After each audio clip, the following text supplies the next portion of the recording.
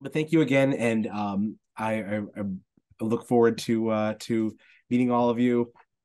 So our project was looking at vaccine hesitancy among refugees in Rhode Island, and we have I'm not sure where everybody's from, but we have actually one of the largest refugee populations compared to the small size of our population in the United States, and it's a very diverse group, as I'll get into.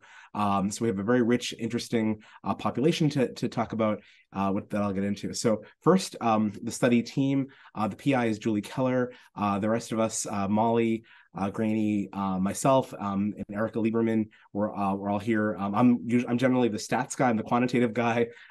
Julie and Molly and Erica are all more of the qualitative folks. And Sumatra and Haley are supporting our work as well, and doing a lot of the coding, the qualitative, facilitating some of the focus groups and things like that I'll get into.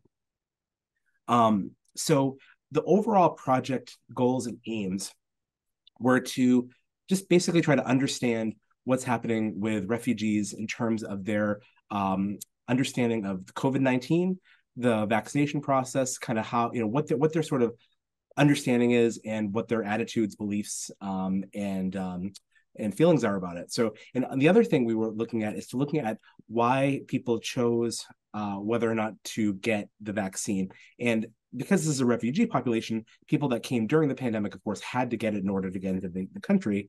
But we'll get into a little more. Some of the refugees had come in before the pandemic started. So we'll kind of get into that a little bit more. And one of the other goals was to look at overall health literacy of this population.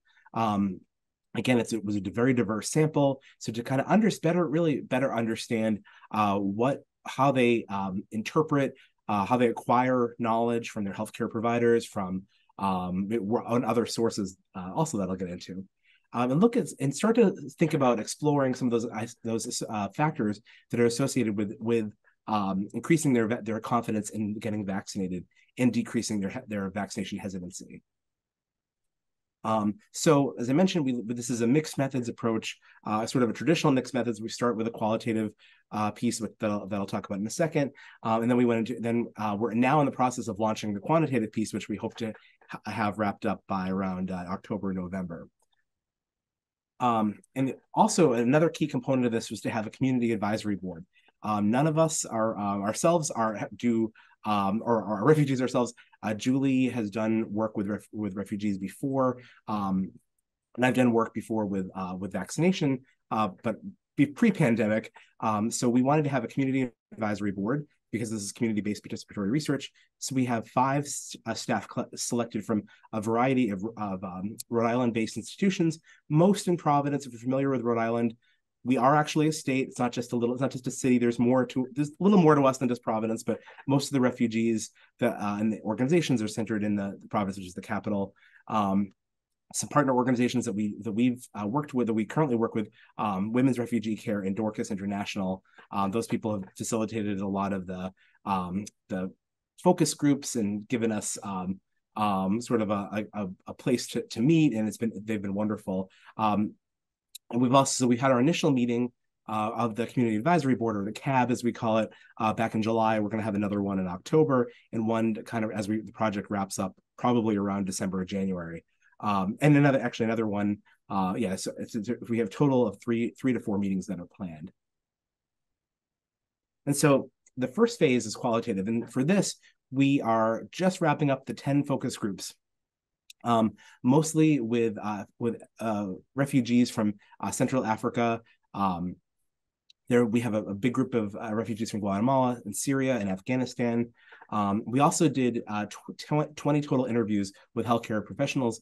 Those healthcare professionals mostly based in Providence and some of the surrounding suburbs that have ties to or that can't provide care for refugees. Some of them themselves were refugees as well. And phase 2, which was we're squarely in now, is we're developing and implementing a survey trying to get at about 200 refugees from a pretty diverse sample of country of origin. And we're trying to split it up based on getting about 50 that are recently arrived and 150 that have been here at least since around when the pandemic started.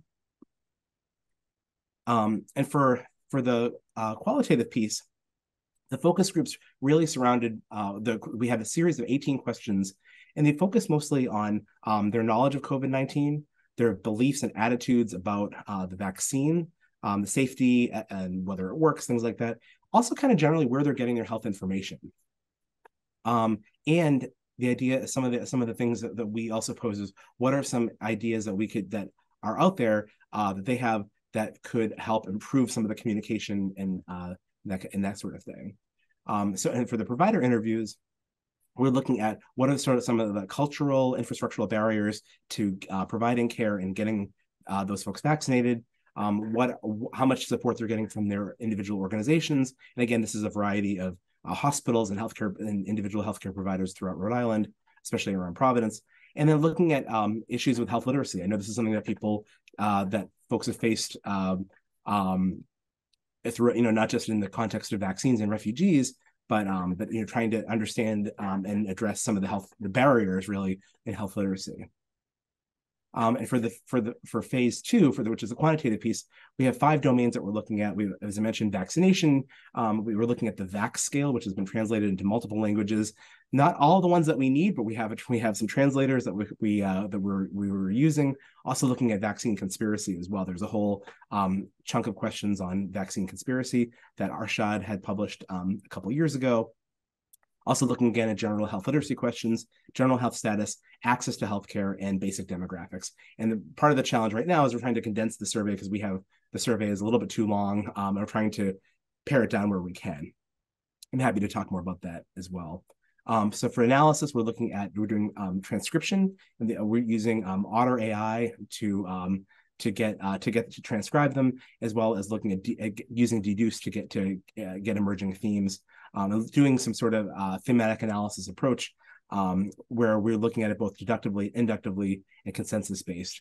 And for phase 2 analysis, we're going to do a kind of a basic statistical analysis, kind of get all the descriptive statistics, the means, and the frequencies, all that kind of thing. What we're really looking at the associations between what kind of predicts health literacy and and also what are the predictors of vaccine hesitancy.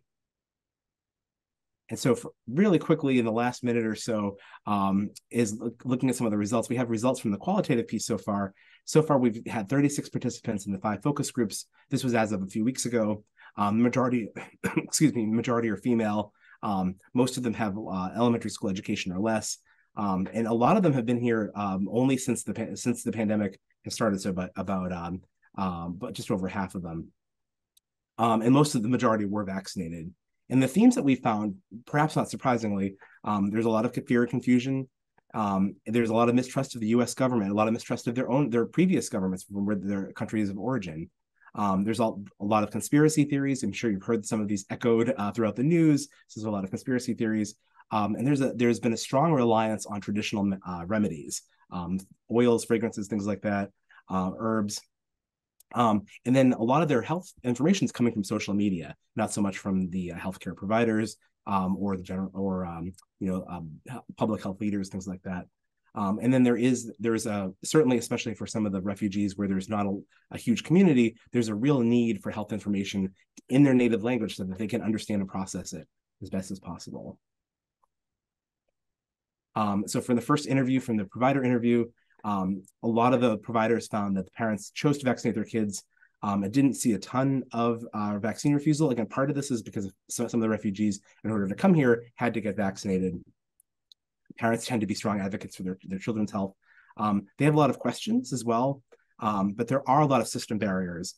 Things like interpretation, communication is usually from the healthcare provider to the patient.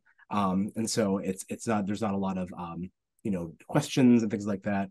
But they felt that there was a strong relationship between those community organizations like Dorcas, Women's Health, Women's Refugee Center, and the medical community. Oops, excuse me. And then some of the challenges we're facing is trying to get at for phase 2, the quantitative survey in multiple languages, and then trying to train the partners that we have to assist with that survey completion. I know I'm just at time. So I wanted to thank you so much for funding our project on behalf of our study team. And I'm not sure whether we're going to have questions now or later, but happy to answer any questions you might have. Thanks so much, Steve. Yeah, we're gonna hold questions to the end, after everybody's had a chance to speak. Yeah, thank you so much for that presentation.